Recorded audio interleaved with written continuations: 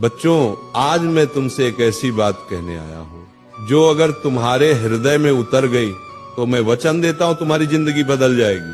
हर बच्चा कहता है, महाराज जी मेरा पढ़ाई में मन नहीं लगता। मन तो कभी किसी में नहीं लगता। मन तो चंचल है, बंदर की तरह कूदता है, भटकता है। उसे पकड़ना ही साधना है और वही साधना स्टडी कहलाती है। पर आज मैं तुम्हें 3 ऐसे सूत्र दूंगा जो अगर तुमने अपनाए तो मन भी वश में होगा और सफलता तुम्हारे चरण चूमेगी। लेकिन एक शर्त है, जो मैं कहूंगा उसे सुनना ही नहीं, जीना भी होगा। अगर फिर वही पुरानी आदतें रही तो वही हाल रहेगा, ना मन लगेगा ना जीवन आगे बढ़ेगा। पहला सूत्र, कारण खोजो। जब तक तुम्हारे पास पढ़ने का कारण नहीं होगा, तुम्हारा मन पढ़ाई में कैसे लगेगा। अगर मैं तुमसे कहूं कल सुबह 4 बजे उठ जाना, तो तुम उठोगे? शायद नहीं। पर अगर मैं कह दूं सुबह 4 बजे उठो और तुम्हें 1 लाख रुपए मिलेंगे, तो तुम 4 नहीं 2 बजे ही उठ जाओगे।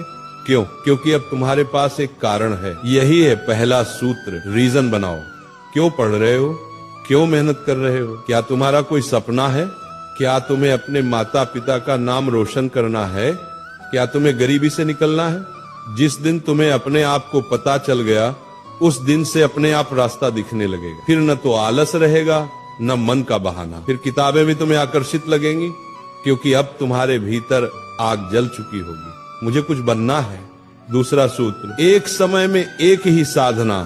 कई लोग कहते हैं हम मल्टीटास्किंग कर रहे हैं, पर सच ये है तुम मल्टी डिस्ट्रैक्टिंग कर रहे हो। एक समय में केवल एक ही काम करो। अगर पढ़ रहे हो तो सिर्फ पढ़ो, मोबाइल, दोस्त, बातें सबसे दूर रहो। एक कथा सुनो।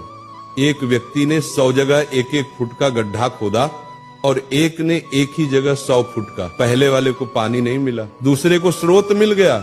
यही पढ़ाई में होता है। तुम रोज थोड़ा थोड़ा कई जगह ध्यान बांटते हो और कहते हो परिणाम नहीं आ रहे।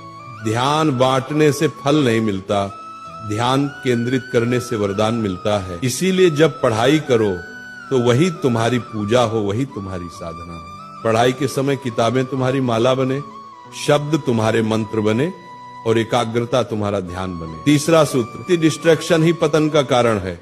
आज मनुष्य अपने शत्रु से नहीं, अपने मोबाइल फोन से हार रहा है। कभी विचार करो, मोबाइल तुम्हारे काम के लिए बना है या तुम मोबाइल के गुलाम बन गए हो? स्क्रीन छोटी है पर जाल बहुत बड़ा है। तुम कहते हो थोड़ा रिलैक्स करने चला था और वो थोड़ा 3 घंटे का टाइम पास बन जाता है।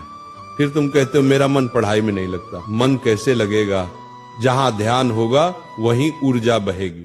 और अगर ध्यान सोशल मीडिया में बहा दोगे तो ज्ञान कहां से आएगा? मोबाइल बुरा नहीं, पर अगर तुम उसका उपयोग साधन की तरह करो तो वो वरदान